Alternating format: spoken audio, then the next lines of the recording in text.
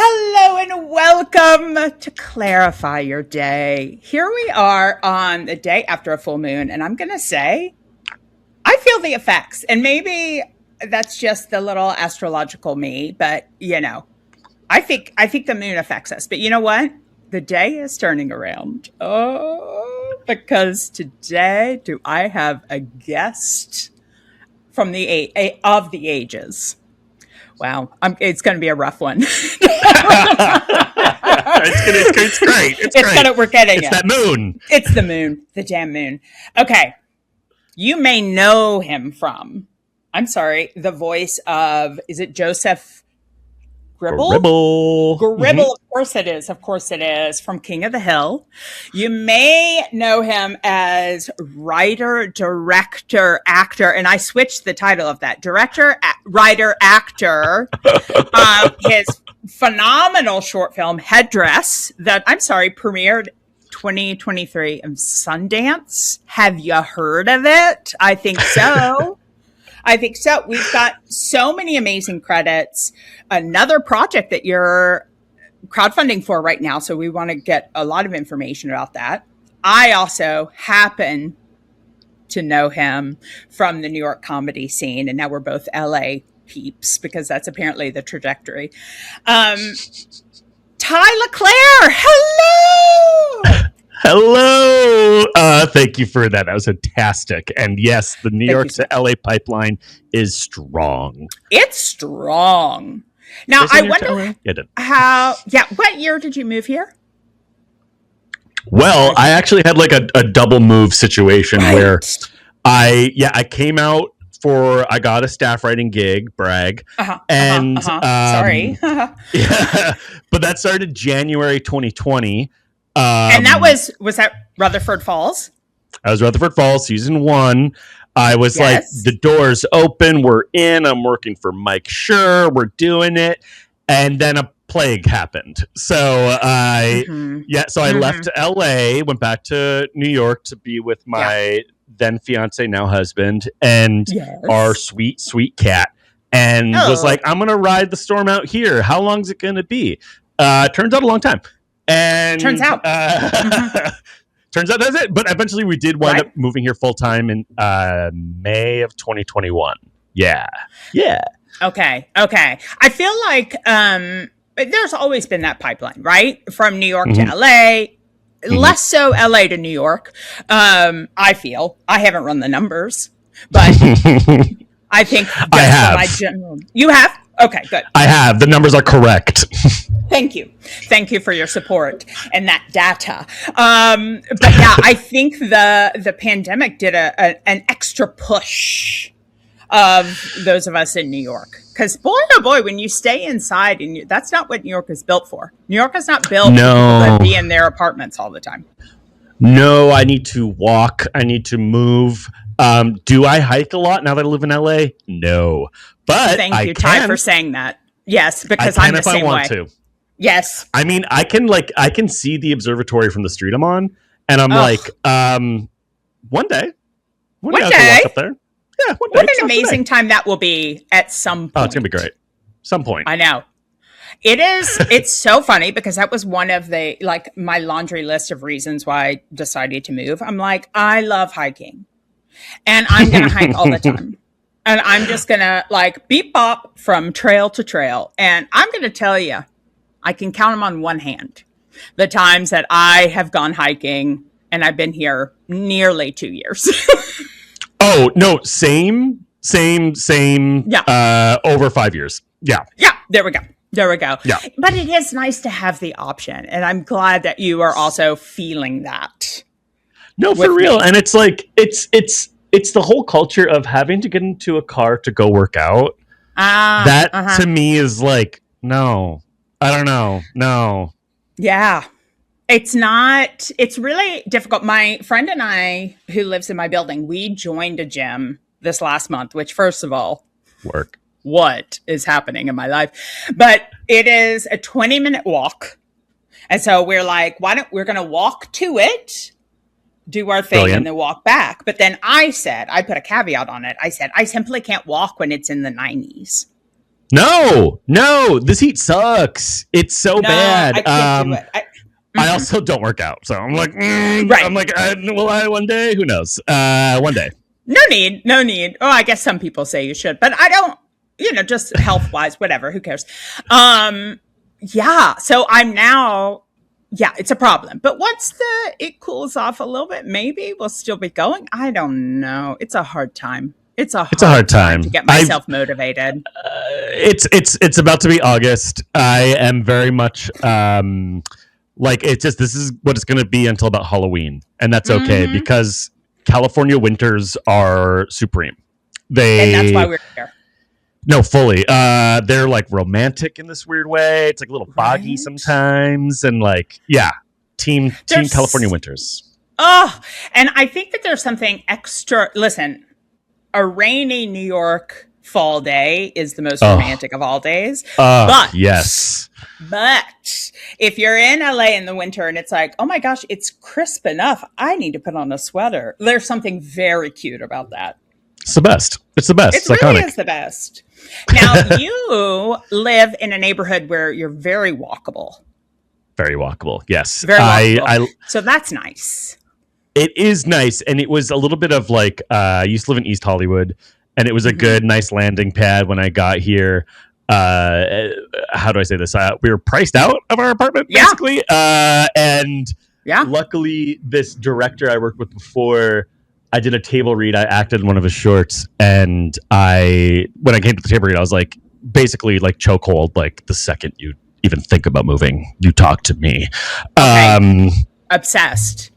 And here we are. Now I took his house. Here you are. I love that. And that's the way it is, apparently. It's just knowing someone that knows of an opening. Like that's all of it. For real. Like we had friends who moved. Yeah. We had friends who moved 3 blocks over who were moving, and I was like, I have someone who's interested, and they were in like a week later, so it was great. I love them. I'm contemplating. I'm in Studio City, which is generally walkable, but it's like I know everyone in Los Feliz and Silver Lake. Like that's where my people are in general, and so I'm like, at some point, even though I love my actual apartment, it's like, I kind of see myself. Heading over in that direction soon-ish. I mean, I've been here for over a year now, but who's to say what next year brings? We'll see. No one knows. We'll knows. See. Actually, literally no one knows. Okay. I love whatever's happening behind you. I love a cork board and I love a collage. Can you point out some of your favorite items? Yeah, so this was a work board I used to use, and then for cards and all that, and just like for beat boarding for stories. And then I had too many calls where people were like, "What are you working on?" And I was like, "Oh, god damn it!" So it became an inspiration board, and now I use temporary boards on the other side of the office. But so I bought this like 5 foot by 7 foot cork board. Which I don't even see. We can't even see how huge and gorgeous it is. If I put the camera up, it just keeps going and going and going and going. Oh my gosh. I'm obsessed with this. Okay. All right. I love. How many things can I point out? Give me a number. Give me 3. 3. Great. Okay. So definitely there are these buttons up here from this gay comic book artist in Japan. And it's about these like beefy guys in a bathhouse, and it's just like it's great, and it's traditional Japanese one, so it's tasteful, right? Of course, it's artistic. It's artistic. If I have to pick another, it's definitely going to be this dog that I have. It's like a neon green purple skeleton dog, because I am working on a feature film that involves a bunch of dead doggies in a fun way. In a fun way. I keep it spooky, but I keep it fun. Yes. And the last thing is going to be this red corn print a friend got me from Comic-Con. It's of the character John Redcorn from King of the Hill, but he is wearing a Jonathan Davis Adidas style jacket, and corn is obviously spelled with a K with a backwards R. Obviously. Those be the 3 I choose.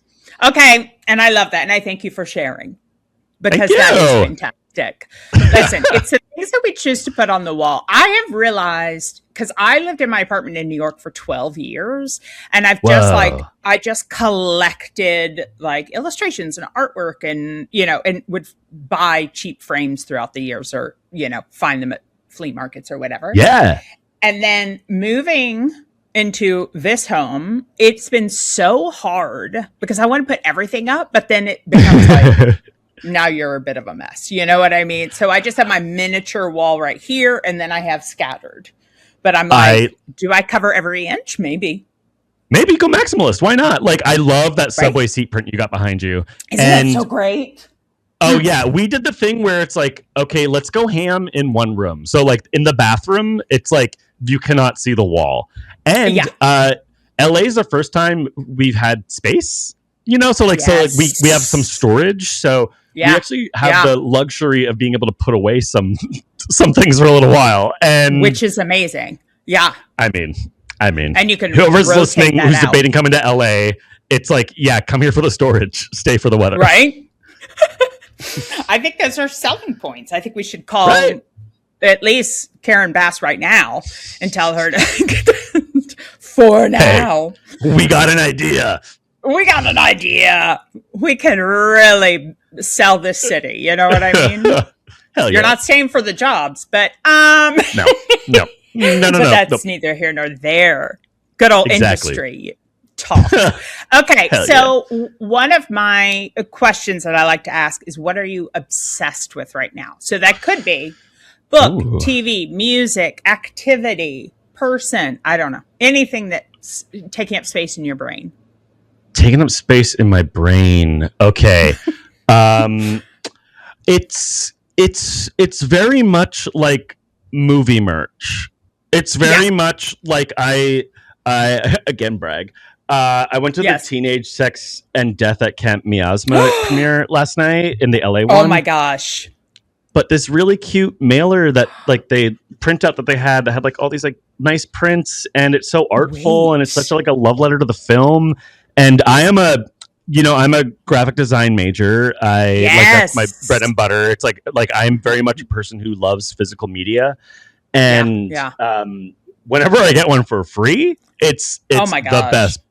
But no, my office is surrounded by things, like little objects. And it's one of those things where I very much tried to stay away from them for a while because I was like, I'm an adult now. You don't get those little things. And after a while, I was like, no, this brings me joy.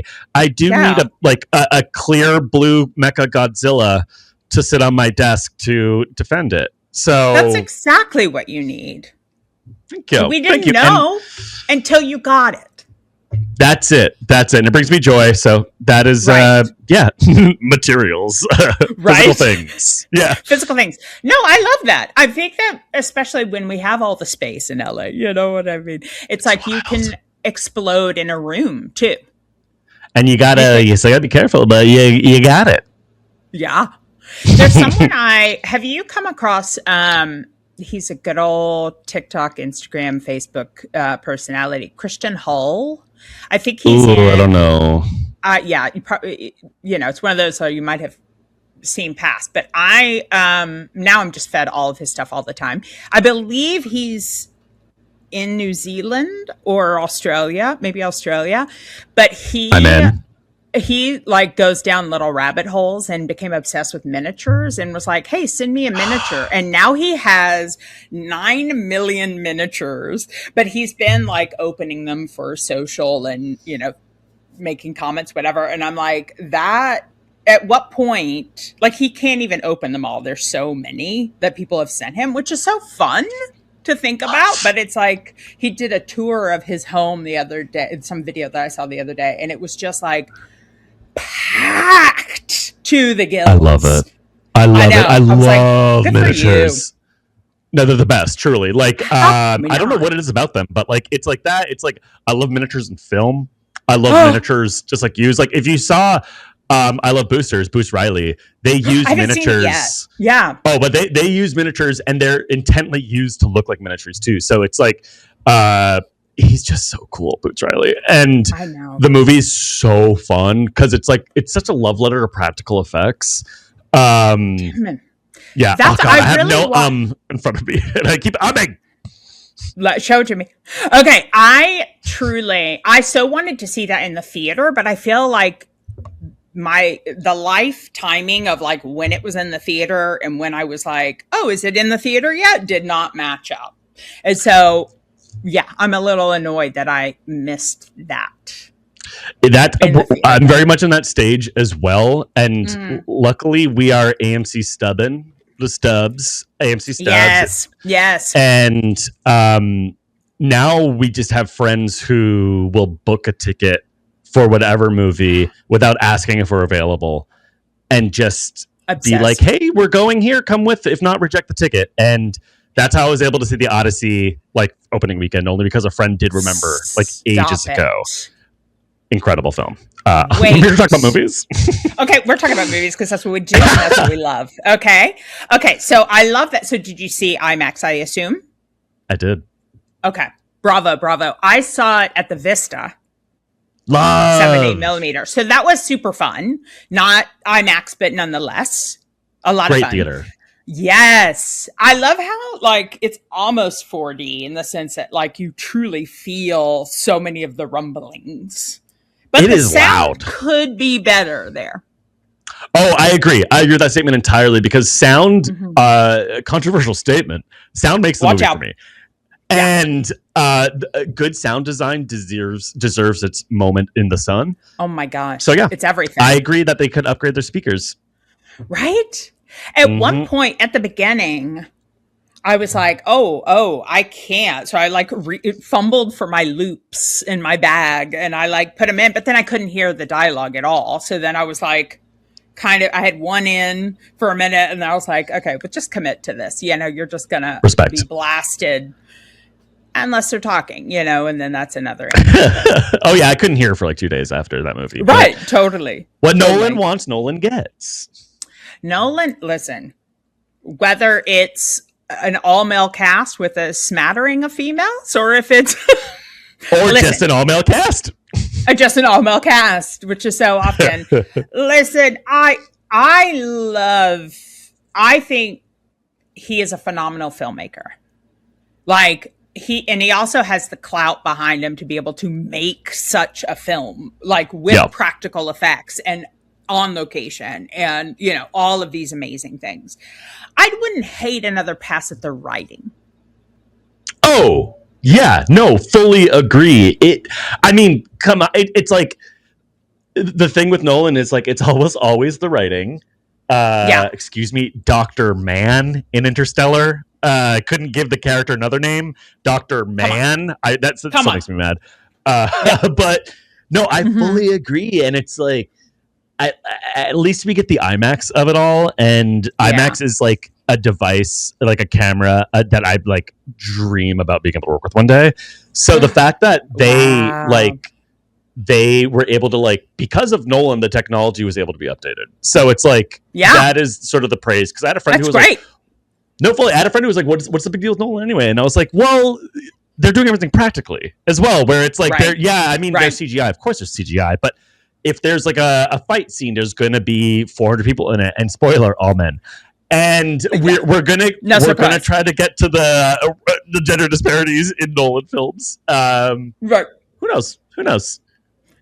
Listen, everyone's praising that in the scene with the giants, there were female stunt people. Female stunt people who were jacked. Shorter. Right, and that's God, those arms? Are you kidding me? That was amazing. I want arms so bad. Okay, Ty, how do we get arms? Does that mean we have to go to working out? I started working out in May. I'm sorry, congratulations. No, hold that congratulations. Only because I got super sick in the beginning of June. Something was in the air in the beginning of June in LA, and I was traveling and I was going to this festival in Toronto, and I got so sick, and it was the point where it was like I was like 2 days away from the ER to get like some something fixed. But luckily the meds worked. Thank you, healthcare. But okay, good. But since that moment, I was like, oh, I'll get back to working out as soon as I get back. And then I'm like, well, you know what? I'm going to wait another week. Let's do it Monday. Right. Because I am going to Fire Island in 2 weeks, and okay. The goal was to have arms, but now I'm just like, well, another reason to come back to Fire Island in a year. Exactly.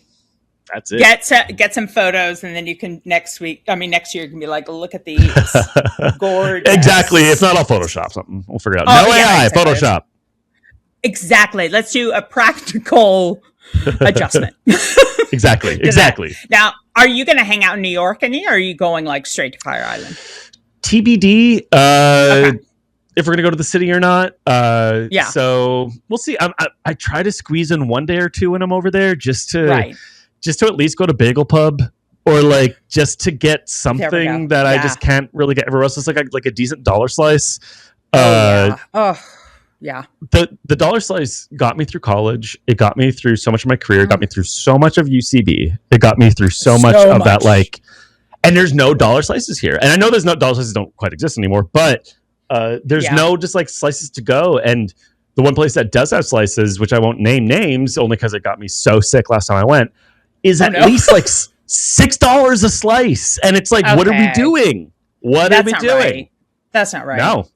No. I mean, I guess I hope for the youth that they have some of them like closer to UCLA or USC or something like that. Because I feel like the issue is the turnover, right? Yeah. It's like, because we're not concentrated in an area. So it's like, where do you go? Even though I feel like Los Feliz could sustain with like... I don't know. I'm looking at what's Lucifer's Pizza. Like, what's the name of it? I'm trying to see the tree in the way. But they don't do slices. And they don't do slices to go. And it's like, you know what I would love at lunch? I have $6. I'd like 2 slices of pizza. Am I asking for the world here? No. I know. You know who does have a slice that is in walking distance from me, and I can't complain about it. I can't, even though, I got to go all the way over there. But it is Prince Street Pizza. Nice. God. I would love one of those over here. I would love. So that is nice. They do have the classic New York, but they also have the thicker. I love this. This is such an LA. Dish, isn't this? I know. But listen, these are things that are important. My biggest dream for LA as someone who's from New York is not to get New York public transportation here. I want Tokyo's public transportation here. I want 3 types of rails. I want buses that work and show up on time. I want to be able to get to the beach in 45 minutes on public transportation. That's it. That would be phenomenal. Can you imagine? Or also just to safely bike somewhere would be rad. That is the thing. Now, that is something. I have not been a biker, if you will, a cyclist, if you will, because I certainly wasn't doing it in New York. No, sir.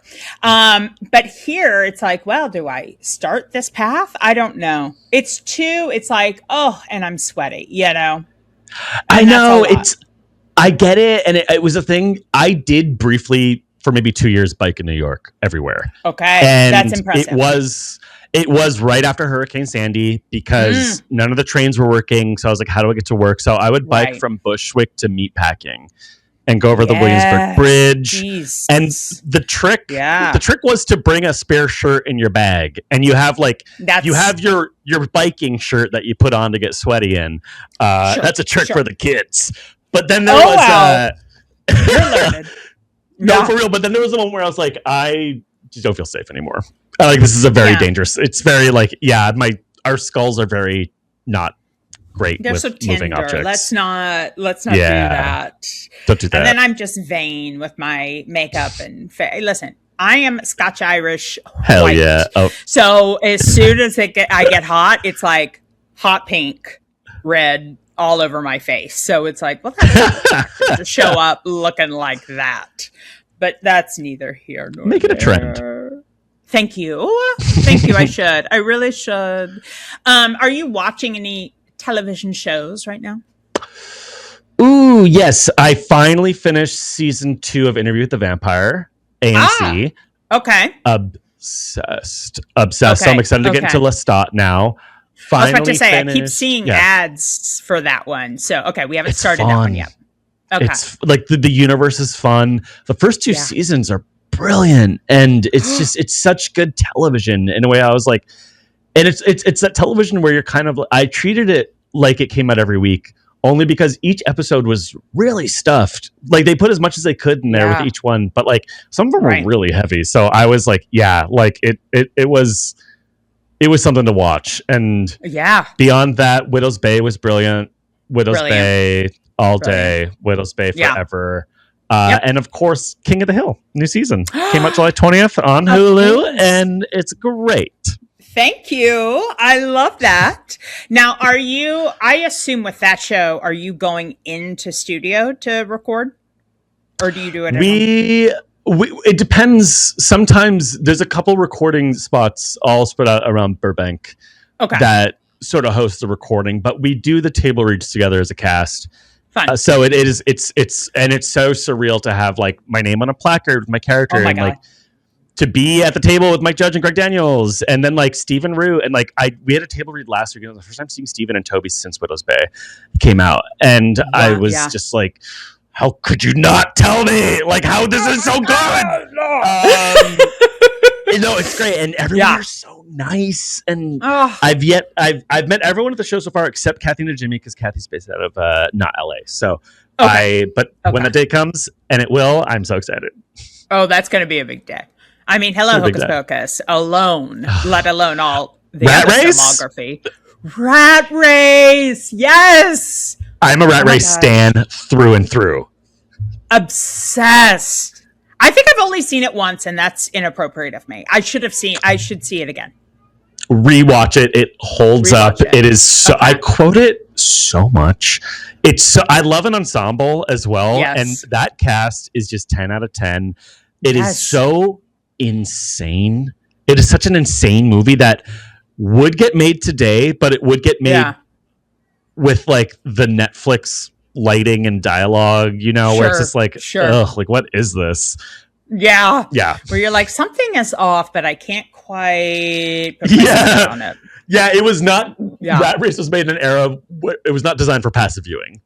Right. They were like, we're keeping you in, and you better pay attention. Exactly. There are 12 people in this film.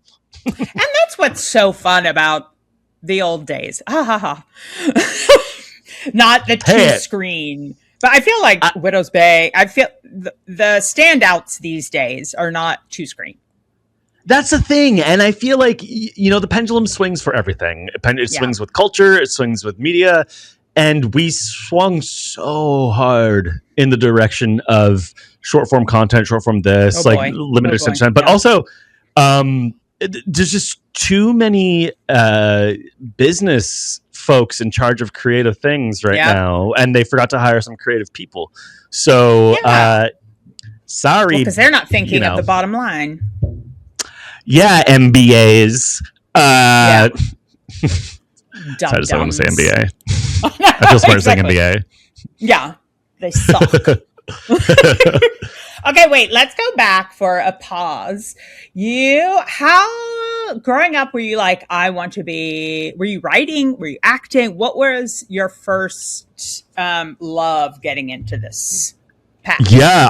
Yeah, for sure. I always wanted to be in film and TV. It was always that. Oh, perfect. And naturally, my parents were like, don't. So I was like, cool. Yeah. And I didn't for like 10, 12 years after. But where I got started really was like just a love of comedies, a love of, on the TV side, controversial, but it wasn't controversial at the time. Roseanne was, of course, yes, hilarious. It was just like a great show. For real. And like expanding into other shows like Daria on the animated side. And love Daria. I think a lot about like the first show I remember ever watching where I was like, I felt that shit was, sorry if I can swear, but Please swear. It's a show called Dead Like Me. And I love Dead Like Me. Right? No, many people know about Dead Like Me. It was on Showtime for 2 seasons. Okay, yeah. Mandy Patinkin. It's brilliant. They're all Grim Reapers. And, I love the ooky spooky. But it was like ooky spooky with heart. So that was one of the earliest things I remember like watching that I loved. And then on the performance side, I played the Grinch in like our town play in the 6th grade. I love that. Of course you did. Oh, it was my first time getting an audience laugh, and I was like, "Oh, inject this into my veins, please." Yes, please. And it was a blast. So it was always fun to find that performance thing, and around the same time, Jackass was really like hitting large. Oh my gosh, huge, yeah. So we got like a home video camera, and we would just like record sketches and, of course, Jackass style pranks where people were getting hurt. So, of course, always making things. What were you doing that with siblings? I don't think I know. Do you have siblings? I have siblings, but I was not doing with siblings. It was like the neighborhood friends. So like the kids in the area. Yeah. And then naturally just like my high school buds. Yeah. Yeah. I love that. I miss that creation time growing up. It was like I always wanted to be an actor, but also I'm older. So it's like the access of a camera was a little more difficult. And like being able to do anything with it. Like that wasn't even like on my mind. Like, oh, I should make stuff. It was just more like, I must be in theater, be a dramatic actress. It's so funny. No, it's great. It's like, I recently found like, a lot of my elementary school, like we had a journal for class. Oh. So I found one from, I can't remember, it's whatever year Jurassic World came out. Not Jurassic World, sorry, Jurassic Park, the second one. Okay. But my school journal that year is exclusively me talking about movies, and it's like second or third grade, and every journal entry goes like, I saw Twister this weekend with my parents. It's the greatest movie I've ever seen. Then next week it's like, I saw this movie, Jurassic World. It was the greatest movie I've ever seen. And every weekend was like one of those back and forth, back and forth, back and forth. Right.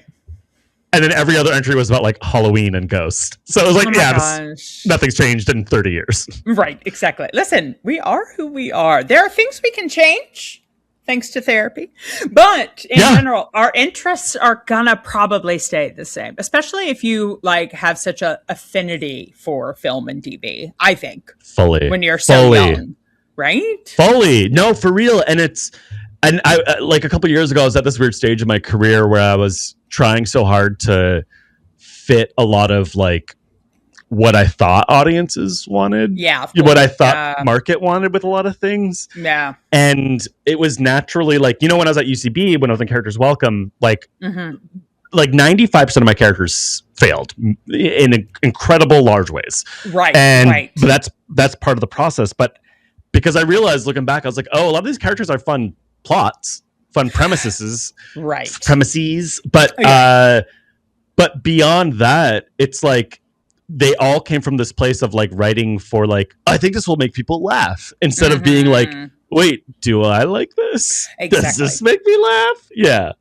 I think that's a huge shift in this process, especially with acting or with writing.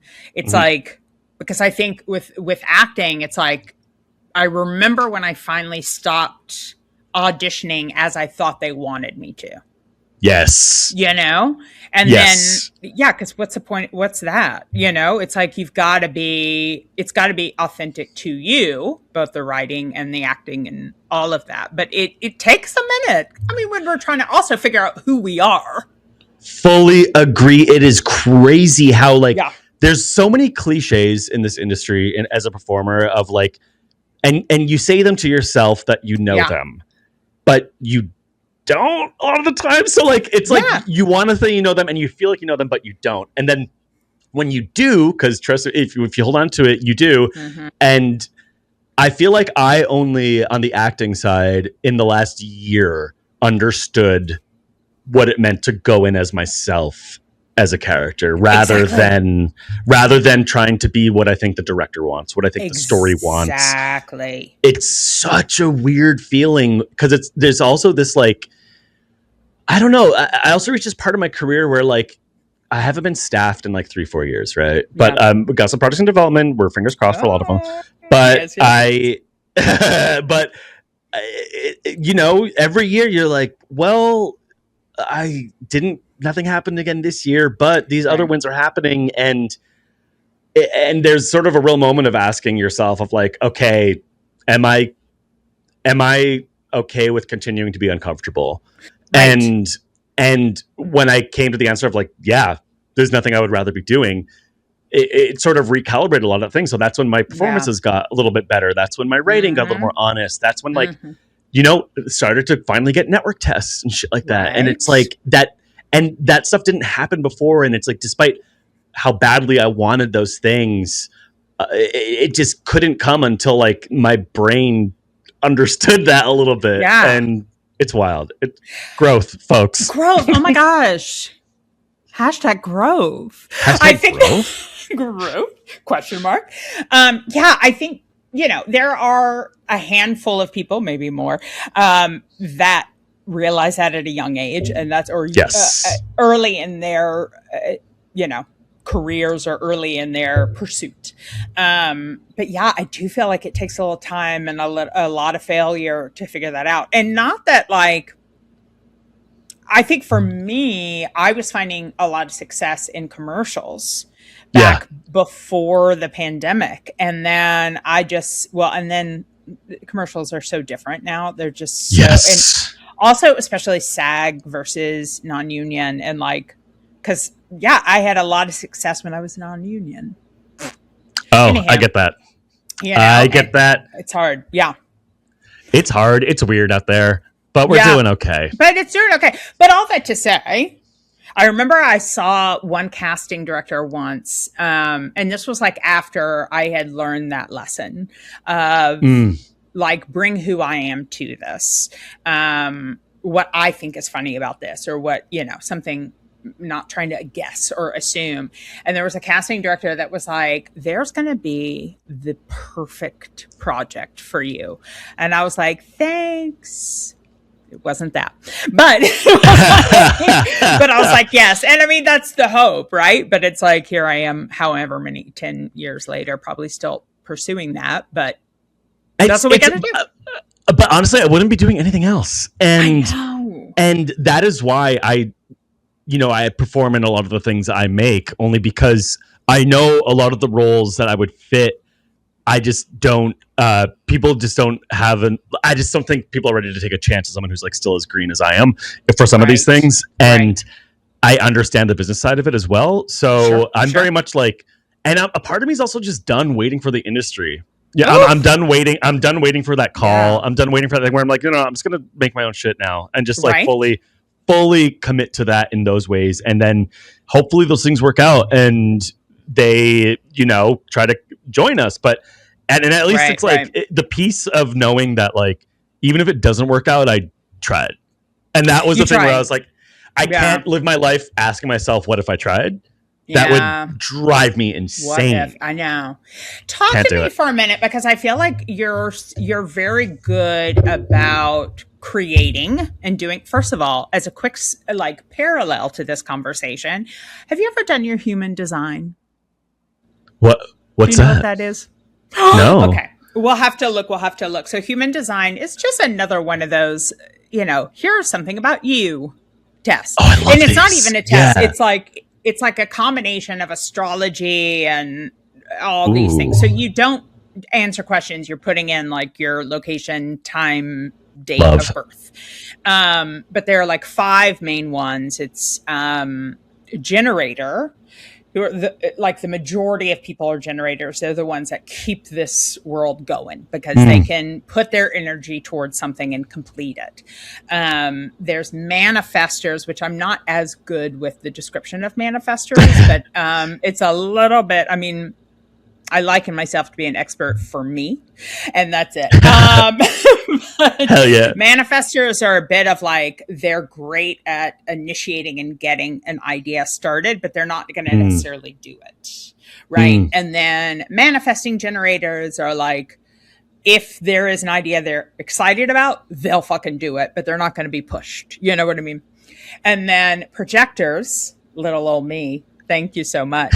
Hell yeah. We won't do anything we don't want to do. And we need a long sleep, apparently. And so it's like hard to get moving. But then apparently we need more sleep, but we can get more done in less time. That's supposedly what it is. I believe that, though. I genuinely believe that. I genuinely believe that.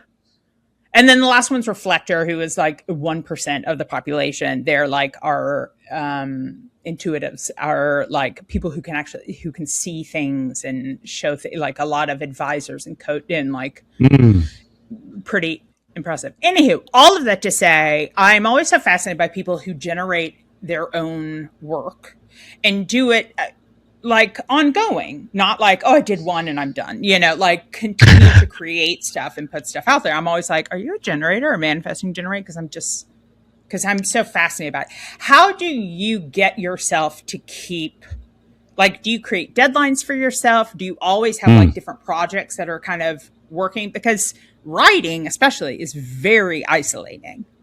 Super isolating. The most isolating career you can have. It is a lonely road, but it's great. And there's something fun in living in the world of like anything being possible. When it comes to generating, I never have just one project because that is rule number one. You can't just have one, but that doesn't mean I'm focusing on 4 at the same time. That means I'll never I try to not do anything beyond 2 specific projects a day. Like, so I very much like my therapist helped me navigate that once when this was a board full of work. She was like, what's going on over there? I was like, oh, I have these 6 ideas and we're here. She's like, that's great. You want to get any of them finished? You have to focus on 1 or 2. I was like, you're right. And so it's definitely, each day I'll try to do 1 or 2 things with the understanding that nothing's going to get finished tomorrow or today. Great. It's very much, these are long-term things. And I think for me, what's very important is the fact that they can disappear or die at any moment. And that is very much like, there's something when I attach that thinking to myself where it's like, okay, if that's the case, if like, this thing we're working on in development, it's like, there's a chance it can be killed tomorrow. I've seen so many shows get to the pilot, XYZ, so, but that reframing really helped me be present with where I am at wherever the project at the time. So it helps me sort of get excited about where I am with this project. So today I'm trying to play catch up on 2 projects I had to put to the side because we just finished our crowdfunding for the short film last week. Yes.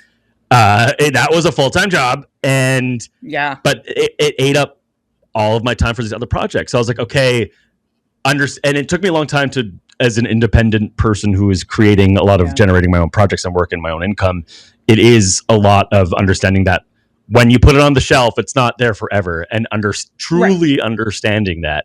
Because I used to have such I used to operate by such a scarcity mindset, and it used to affect so much of my life because I'd always be like, there's already a gay native performer there. They're not going to want another. There's already a native film of this kind coming out. They don't want it. It's like, and it's so wild how like much that is bullshit. And it's like, it's insane to me how much that operated my brain for so long, and parts of it still does. And that's partially why I'm like 50-50 on social media. Like I'll do it for work. Yeah. But a lot of the time to just get on there and just feel like shit. It's God. It's the worst. Yeah. It's wild. But and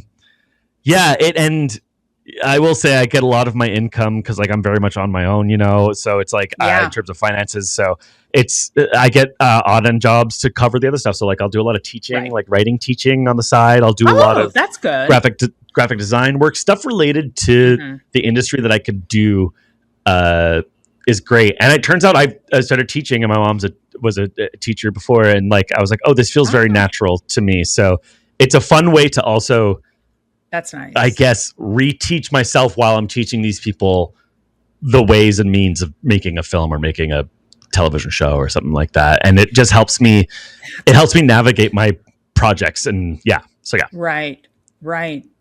That is something that is it's so nice to be able to talk about things you like doing to other people who are interested in it, because it definitely will fan the flame, because so often my flame's just at a simmer. Respect. Barely struggling.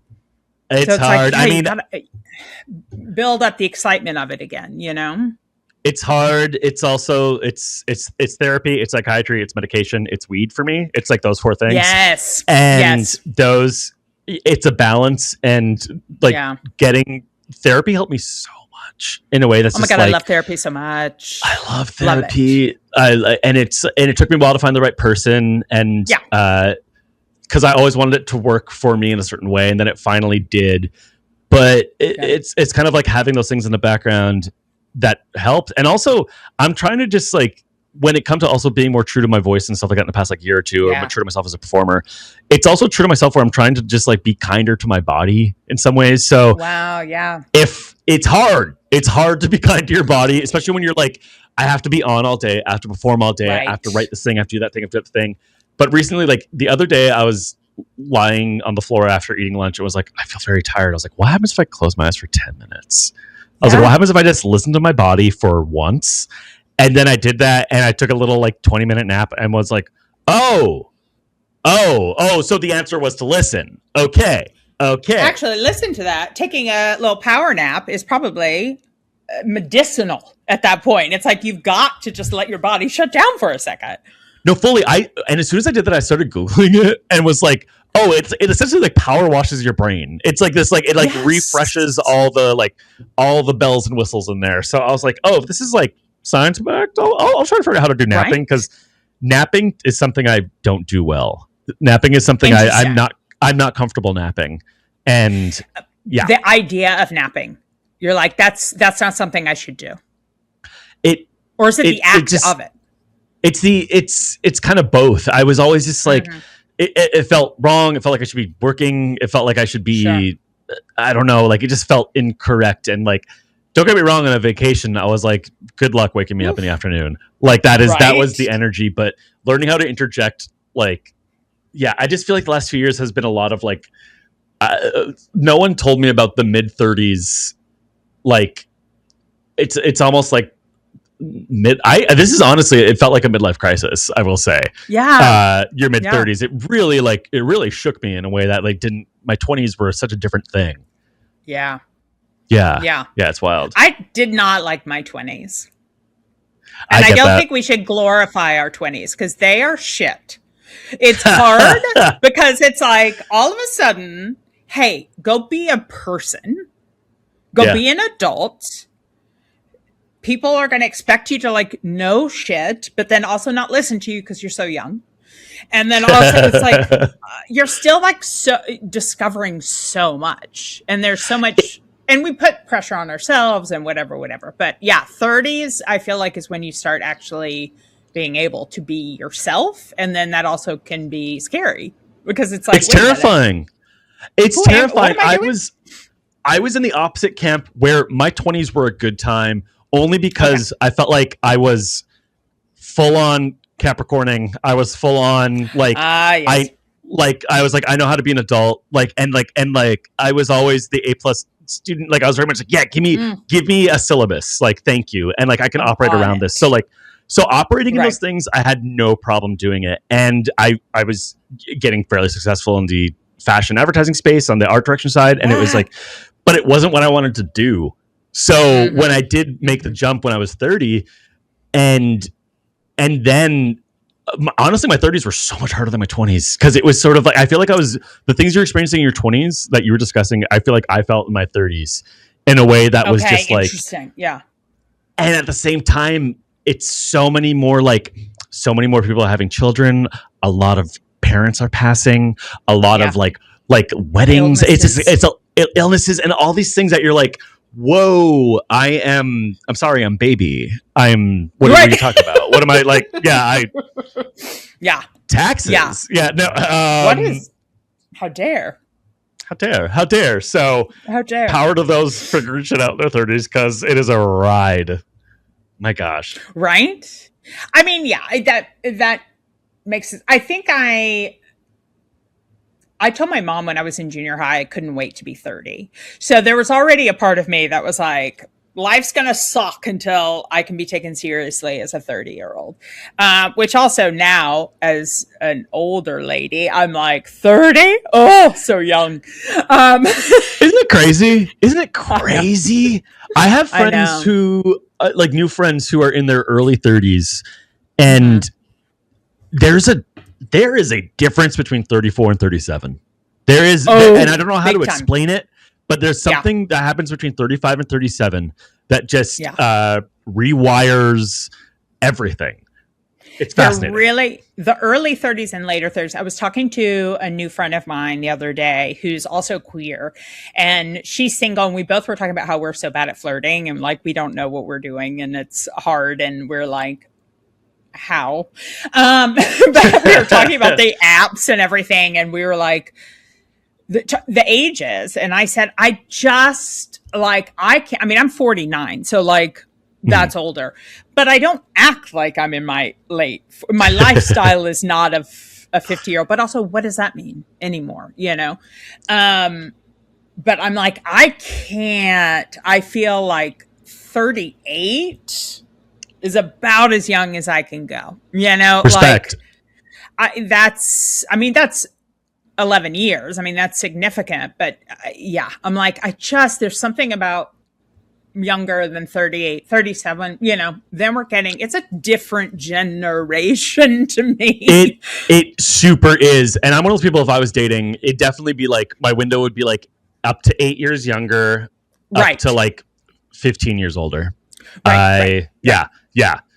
I mean, as a gay guy in his late 30s, I'm like, a man who's like 44, I'm like, hell yeah. That is it. That is what well done. Well done. Yeah.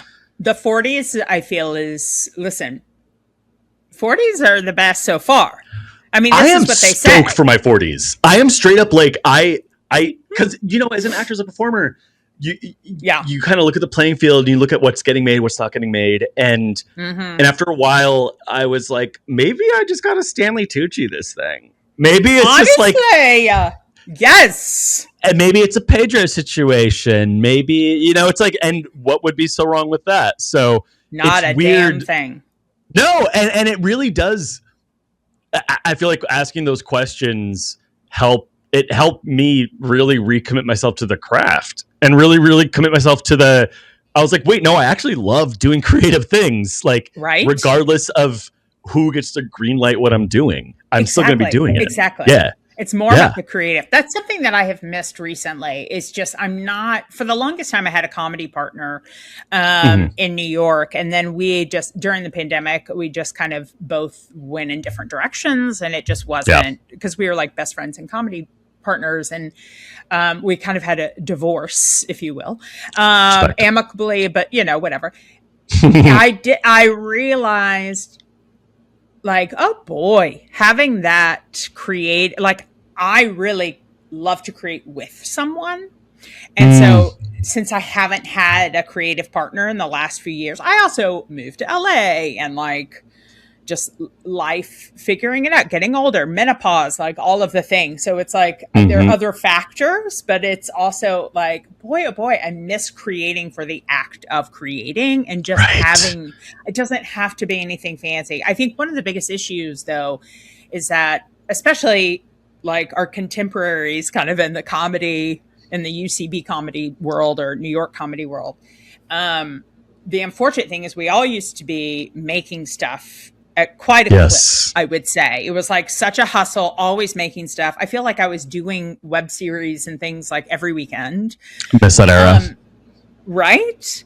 And then the positive is that we all started working a little bit and like working on good sets, getting hired, like whatever. So then I think our understanding of what it can be almost has hurt that creative spirit, because it's like that guerrilla style of just, who cares? Let's just try it. Let's just, you know, like we'll get the best people we can, but we're not going to spend a ton of money. And like people just want to do things for fun. But now it's like, well, we could get this lens or that lens, or we could rent this and then we could do this lot. It's like, it's too much now. So it's like, I miss having a partner of like, let's just create for fun.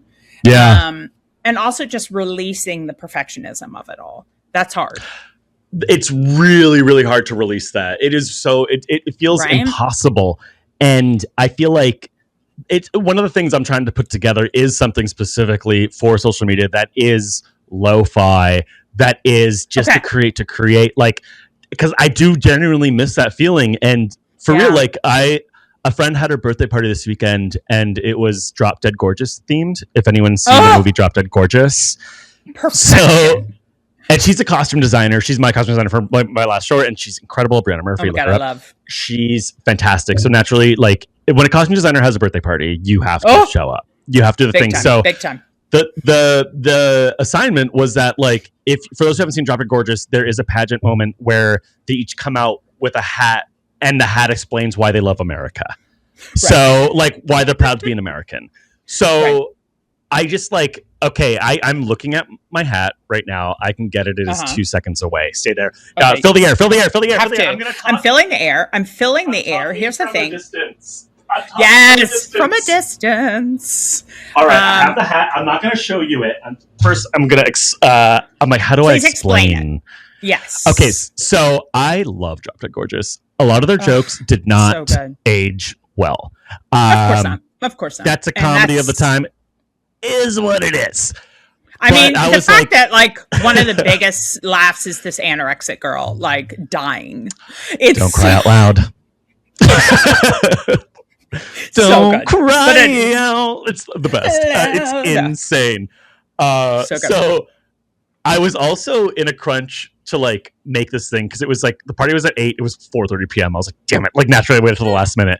But I was like, how can I turn something that is so benign into like a celebratory thing? Because I always think of like Denise Richards' character where she talks about Mount Rushmore, and she's like, anyone that could turn a big old ugly mountain into a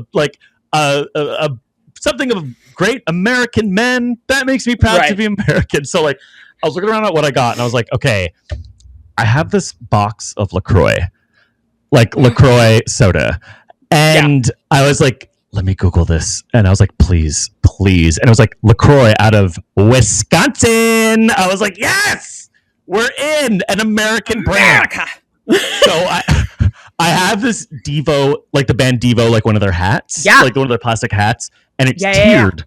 So I made a tribute to industry, a LaCroix crown headpiece of sorts that like sits up top and goes like that. Isn't this great? Oh my God. This is amazing. Okay. First of all, this is reason to watch on YouTube, but also I'm going to have to clip that and show because that is so amazing. Bravo to you. Bravo.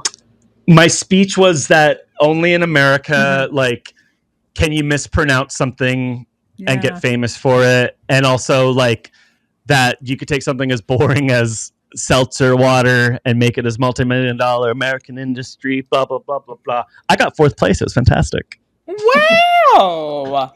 The hats were good. Deserved. I was about to say, I bet there was some stiff competition.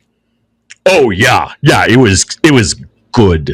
People showed up in a way where I was like, oh, no, I might not place. Only because I wanted a ribbon. I just wanted a ribbon. Of course. Did you get one at 4th place? Yeah. Ribbons went up to 6th place. So I had a ribbon with a little gold jewel on it. I was like, great. And I was literally like, happy birthday didn't even happen yet. I was like, I'm going home. Oh my gosh, it's perfect. Yeah. It goes out on top. Yeah. Yeah. I love it. Okay, so let's talk about your film. Your new short that you have you just got with this last week, right? You reached the level. Is it Seed and Spark? Seedandspark.com. Seedandspark.com. We're going to link all the things. But at a certain you have to raise a certain amount of money before you can actually receive that money. So you reach that level. But listen, that does not mean that the crowdfunding has stopped. So everyone needs to go and the crowdfunding has stopped. Some fun. Yes. The crowdfunding has stopped, to be clear. We just finished. JK. I love the enthusiasm. Take it back. But CheyenneFilm.com is still there. But I will say, we love that. It was hard as hell to raise that money. It was really awkward asking people for money, especially someone who's in the creative industry understands. Like, I understand what the income is. So like, and my cap for any time something like that happens is $25. I'm just fully like, I'm sorry. I wish I could do more. So it was awkward in that way, but yeah, we got 112% funding, which feels incredible. Wait, 112%? That's fantastic. fantastic. It's so good. So now we're actually going to be able to make the short. We're doing like a fall production, and this is also speaking to the thing of like scarcity mindset. When I first brought this short together, I was like, we need to make this film festival deadline. We have to do it. We have to do it. So which fundraise now? Yeah, we're gonna do it to that. And my producer kind of just like had a real like sit me down moment. I was like, hey, you said you wanted this to be like your best thing yet. You want this to be your proof of concept, your calling card. You will benefit giving it time. And I realized that my last two short films, despite their successes, they were rushed. They were really rushed in a way that I was like, I wish I could change this. I wish I could change that. Or I wish I just had more time to do storyboards or overheads and things like that, where I was like, I wish I had more time to carry my intent through every frame. And this is the first project where I'm like, well, we're actually going to do that now. So it feels incredible. Yes. Okay. So I love that. I love that. Yeah. That's the other thing is like, once you start doing the submission to film festivals and whatever, it's like, you're always kind of, that deadline is hovering. So yeah, just to be like, it doesn't have to be this year. No, it doesn't be next year, and spend the time. Spend the time. And it's like, I feel like at the same time I got into this thing, another friend of mine got in with their feature film. And I was like, not jealous. I was like, hell yeah, dude, this is great. Like, it's good. It's like, because we are operating in different roads and different paths. And again, growing up, it's very much like that. Like, oh yeah, I just have more trust in my own path because I'm like, I don't know what's going on over there. Right, exactly. No, we never know. We can't compare. It's hard. We can't, but I'm excited for the short because it was started at UCB. Oh my gosh, wait, is this from your Betty character? This is from when I was on Characters Welcome. Okay. And I did this character called Cheyenne. Yeah, Cheyenne, Native American shaman, could only see white ghosts. And for years, I was trying to crack the code with the script, like a feature film script. And I was trying so hard to pigeonhole it in this like prestige-y kind of like what would audiences think. Sure. I wrote a draft in 23, wrote a draft in 24. They all weren't landing. They weren't getting into labs. It was all these things. So I put it away for all of 2025. Okay. And happy I did, because when I came back, it was like, oh, I need to do this for me. I need to do this for things I like. I need to do this like in a tone of comedy I really like. Absolutely. And listen, this circles back to what we were talking about earlier. Fully. Yeah. And it's so crazy how like that, everyone knows that. Everyone says that's what you're supposed to do. But like to honestly feel it is just a different thing. So different. I'm just stoked. I'm stoked to make this short. I'm stoked to play with a lot of things I haven't been able to play with in film, like practical effects and like how to make someone levitate and all these things where I'm like, ooh, I can't wait to try that. Sorry. Yeah. Okay, I love that. I absolutely love that. Okay, I want to hear all about it, about the production, but we won't get in the weeds here. Okay, so my next question, listen, you are married to a wonderful fellow. He's great. He's great. I love to ask a favorite day. And the reason why I said the marriage is I typically am like, not the wedding day, not the, for people who have children, not the birthday. Like, what's a favorite day that comes to mind that isn't like some spectacular? It's funny because like also low-key hated our wedding. We both did not like our own wedding. It happens more than you think. It's one of those things where you're like, oh, I understand why that's so prevalent. So people listening who don't like their weddings, you're not alone. But favorite day. So it's funny because the only reason I was able to recognize it was because someone else said it was basically Dom and I partake in marijuana from time to time. Yes. So sorry, mom and dad. But it's California. What are we supposed to do? It's California. I'm in film. It's okay. So our old apartment had a balcony that we used to hang out in there. But now that we don't have it, we kind of just walk around our neighborhood and we always go usually around like sunset, like around that time. And it's sort of just like our weed walks. And I was telling a friend, I was like, oh, we have to walk around the neighborhood. And they're like, oh, in 20 years, you're going to be like, remember when we did that? And I was like, oh yeah, you're right. Like, and then it was a nice way to sort of recognize it now. So it's not necessarily like a certain day, but it's more of that, like that time, that era that we're currently in where we're kind of just doing this little like activity. And it's just us. And walking around the neighborhood and looking at how pretty LA can be. And it's great. I love that so much because it doesn't have to be a specific day. It's that special, the continual special moment that you all choose to do together. For real. And that's so nice. My visual brain naturally was like, we need to remember this more. So I try to remember the same orange tinted sunglasses every time I do it because it gives this like fun polarized filter. My happy glasses, I call it. So okay. Now that reminds me of my favorite tradition that I had in New York, that I need to figure out an alt here, which I may try to, copy what you're saying. But I would, because I used to live on the Upper West Side, and for those who don't know, the Macy's Thanksgiving Day Parade, they like back up, they preset all of the balloons and everything up to essentially my block and beyond. And so they have an area by the Natural History Museum. Like you can go the night before the parade and like see the big balloons and whatever. But I would, for years, at like 11 p.m. later, all the people have gone. They've closed off the area in general, but I would have a gummy or I would take my little vape pen or whatever, and I would just go up and down and like kind of weaving in and out, because it's also my favorite time in the city. Yeah, I absolutely love it because, especially being Upper West Side, like there's a lot of tourists there for the balloons that night, but then it's like dead.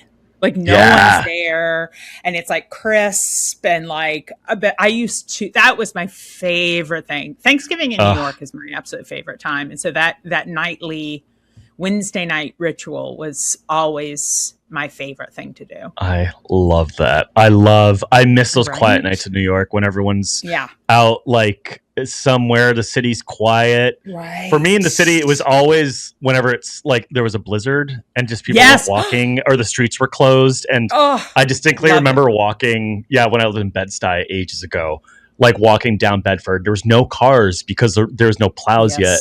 And it was this crazy storm, like 3 feet of snow overnight kind of thing. And it was just so quiet. It was so quiet. And the lights were still yellow and not those ugly white halogen ones. And it was it had that like the warmth to it. I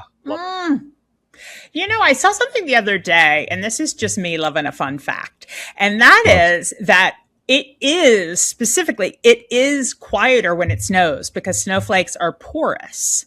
And like absorb sound.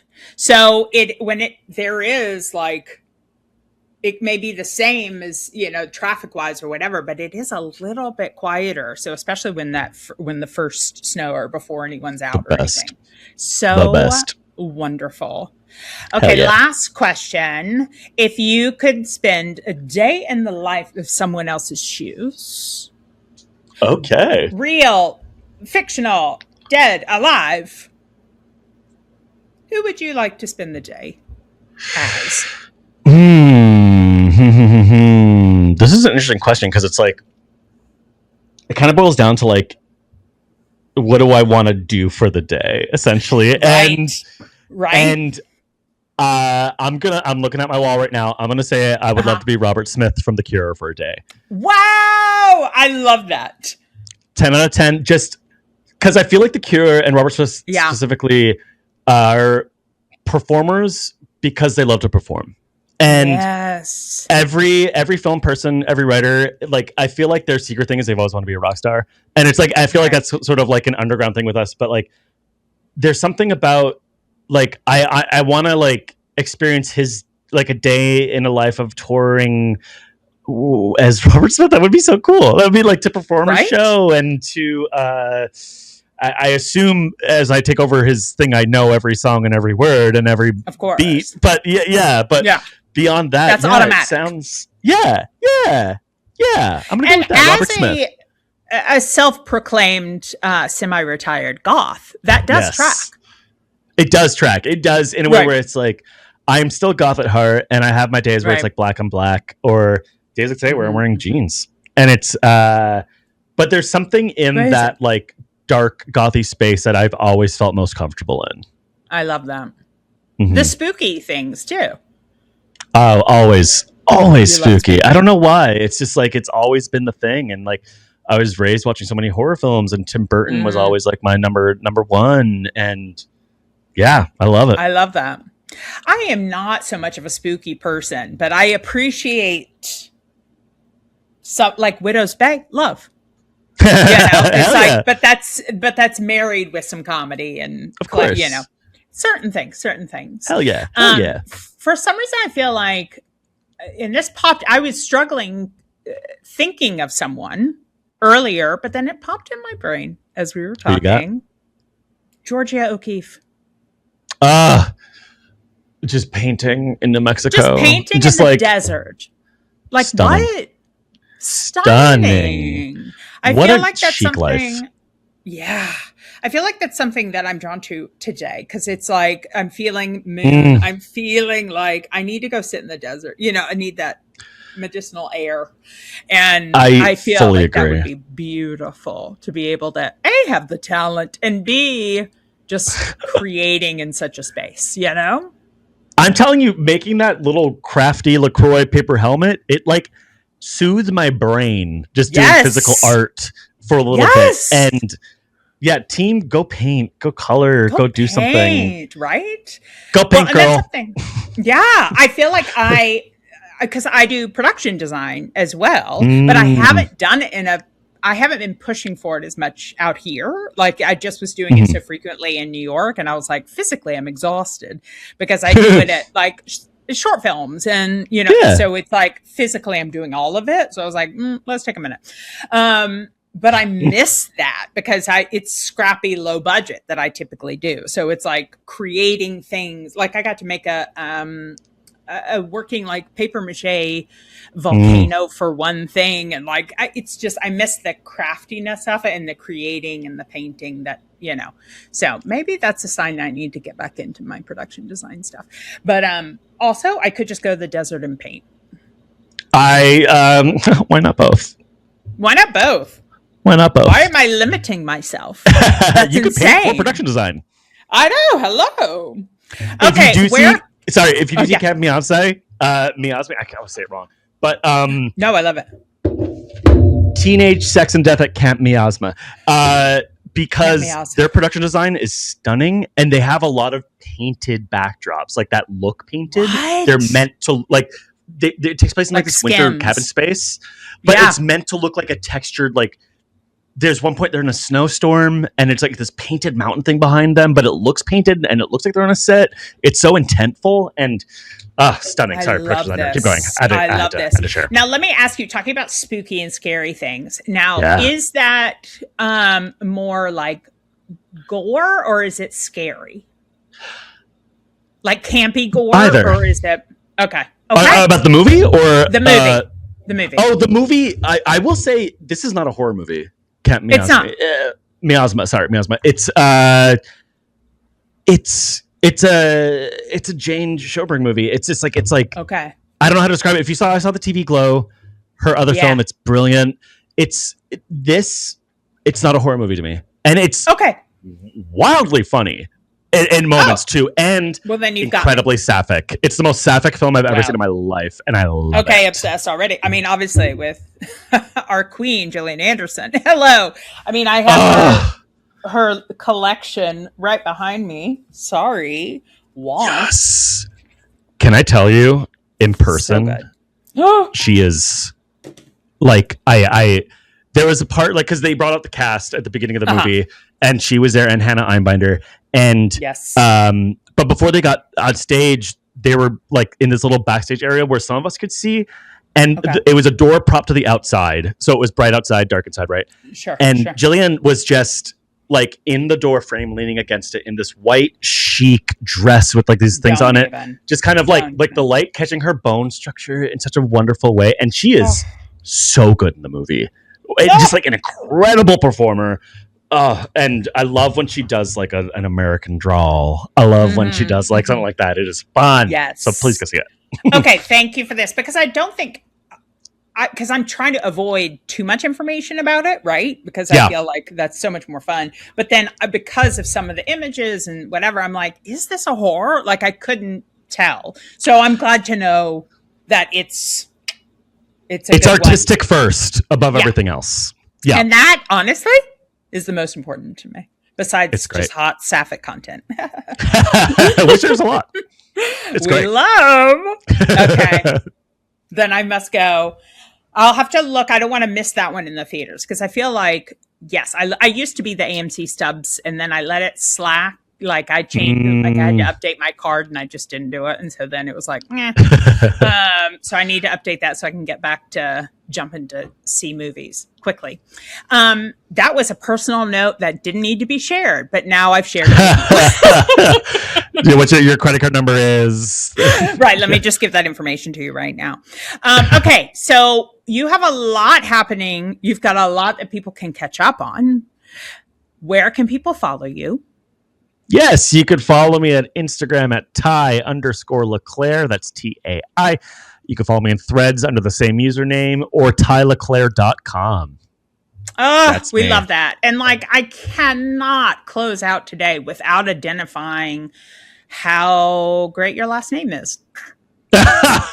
Well, our people famously didn't choose them. So I know, right? No, exactly. So there's no capital C in the last name. I will say a lot of people love the capital C in last name. Okay. No capital C. Yes, that is interesting, isn't that? It's funny because you need to have the capital C in yours. So thank you. I just don't want to take your thunder away. No, bless you for that. Thank you. And also, like as a performer, as someone that just likes to see things about me. I mean, I have a podcast talking about nothing. Obviously, I like my name and my thing, so I have to just call it out. Tai, this was just what I needed. As I said at the beginning, I was like in a bit of a funk and like post a full moon. I mean, on the morning of full, I am thriving now. I have to say, this has been so fun. Hell yeah. Thank you for having me. I love just to talk and hang out and vibe, and it's good. It's a good vibe. Right? Okay. And we're going to have to meet back up for lunch, coffee, something soon. It's been hard to go over to our little alcove spot because it's 100 degrees. It has been. So. Oh, yeah. It's about, yeah. Okay. Tai, thank you so much. Everyone, please follow Tai and just catch up on all the stuff if you don't already know, which also, where have you been? You know what I mean? I love it. And congrats on getting funding for Cheyenne. I can't wait to see when this develops and comes out. Okay. Thank you so much, Tai. Thank you. Thank you so much for having me. Have a good rest of your day, everybody. Bye.